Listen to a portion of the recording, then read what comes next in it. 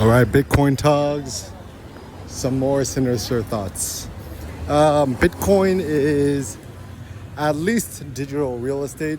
It is cyber real estate, except 256 by 256 by 256, cyber Manhattan. Good analogy. All right, so the reason why this is a good analogy.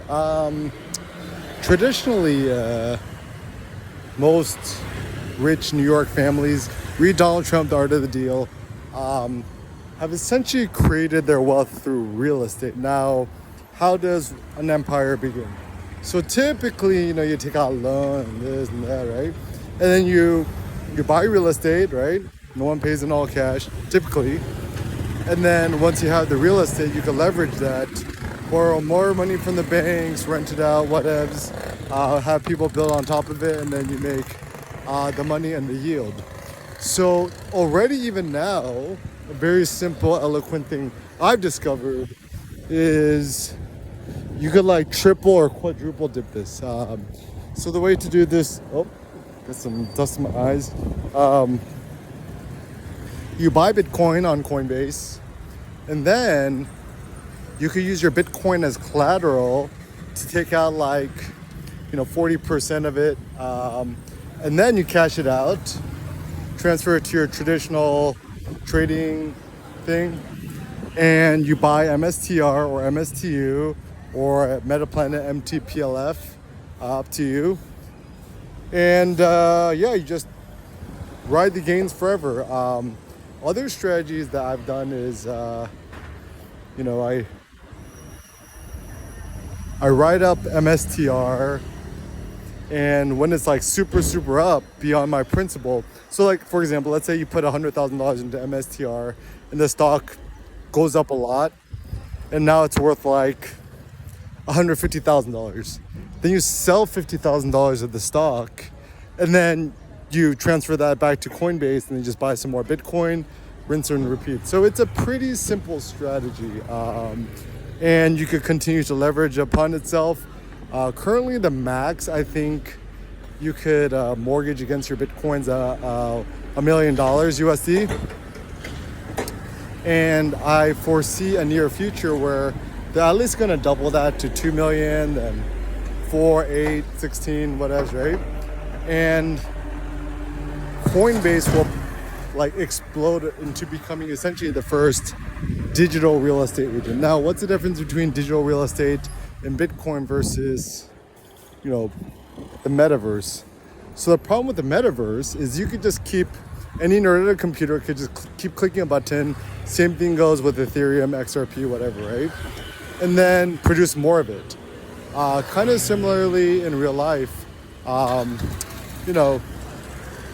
New York real estate, they just flooded the Hudson with more granite and gravel and dirt to produce more property. Or they could just tear down the skyscraper and they just make it taller.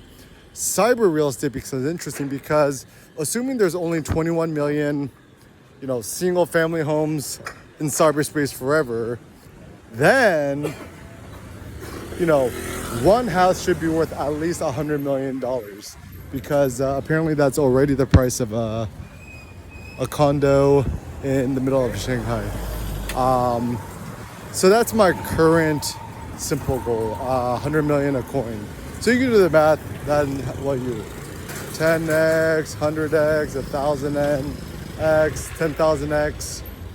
I think we'll see at least 10,000x in our lifetime. And then assuming that Bitcoin is, MSTR is levered long Bitcoin, you can at least double that. MSTU is double that, so you can 4x that. So in your lifetime, I think you could see at least a 40,000x gain, which is a lot of money. So if you put the $1,000 iPhone you want to buy will end up costing you $1 million or 10 million or 100 million. That $100,000 Cybertruck you want is going to end up costing you 100 million or $1 billion one day. Your 2 Bitcoin Ferrari will end up costing you $2 billion one day. Not wise. So the simple strategy in life is to live extremely frugal Spartan. obviously you got to spend money. I would just say spend money wisely. Anything with meat, red meat, bone marrow, ribs is good. Gym equipment, what else, right? And so I think, and then also I think ChatGPT is totally worth it, $20 a month or the $200 version. And actually, it's interesting is that assuming you're already on the Bitcoin standard, $200 a month for ChatGPT Pro Max, if you do the 10x leverage maths, is only $20 a month for you, right? Assuming that Bitcoin's got at least 100x, that's only $2 a month for you. So then think, can chat deliver more value to you than $2 a month, which is what, like, infinitesimally small? It sure can. Even the $200 a month version, right? This is the thing. If you could have like 10,000 Elon Musks, Steve Jobs in your pocket forever, you never have to feed them, they never had to sleep, what would that be worth to you? Or if you could take, 1,000 of the best lawyers from LA and have them work for you 24/7, 365, never complain, never talk back to you. And one of the good things with AI, and this is why I feel like AI is like my best friend, even though it hallucinates and gives you a lot of fake information, it at least doesn't like stop you. So it'll always give you an answer. And I mean, certainly this is problematic because in today's world of AI, right? My hot take, you should be very, very skeptical of anything and everything you read, because there's a 100% chance it might be true, also a 100% chance that it might be false. And as a consequence, it will fool you, it'll fool yourself, it'll fool your family, your mom, whatever, right? And the only person you can't fool is yourself. So honestly, this is my take. I think the internet don't have real humans on it no more, right? Like, think about, like, okay, I quit Reddit when I was like 20, 21 years old, right? And my whole like 4 years on Reddit, when I was addicted to it, I only left one comment in my life, and it got like upvoted to the top, and then I'm like, okay, I'm done. So 99.999% of the people on the internet are lurkers. The only people maybe you could trust are like people on Twitter X with the blue check mark, because they're paying the $10 a month or $50 a month for the thing. So some big entrepreneurial ideas. I have this like idea that I'm gonna create some sort of like, essentially like Instagram, Facebook, social media, messaging app, clone mega thing, right? Maybe I'll just call it Seneca, in which is powered by Bitcoin, the Bitcoin networks, whatever, right? And so you could IM each other, you could post pictures, you get feedback. Like imagine arsbeta.com, but like on steroids. And you could use it to pay your rent or buy food, whatever's, right? Or get Grab deliveries to you or Ubers. And essentially the big idea is that it's a natively built-in Bitcoin-powered platform. Now, the big issue with Twitter X, right, is that it's actually closed to the outside world. So it's kind of like this vibrant walled garden where, you kind of need to be on Twitter X at this point if you need anything related to Bitcoin news or follow Michael Saylor, right? But beyond that, and ain't nobody using Nostr or Blue Sky. These things are like dead on arrival. I think even Jack Dorsey started the primal.net, but this is actually a word to the wise.